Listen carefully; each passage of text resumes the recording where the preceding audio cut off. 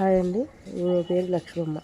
2 కొడుకులు 2 బిడ్డలు, కానీ ఎవరు పెట్టరు పాపం. ఆమె కరివేపాకు అమ్ముకొని బ్రతుకుతుంది. భర్త లేడు, ఆమె బ్రతుకుతుంది. ఎంతమంది కొడుకులు బిడ్డలు?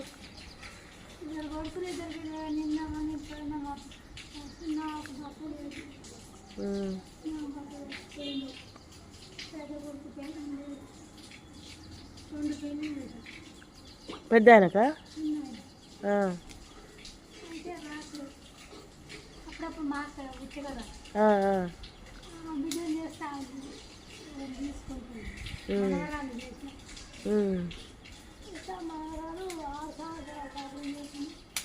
ఇప్పుడు నీది నువ్వే సంపాదించుకొని తింటావా?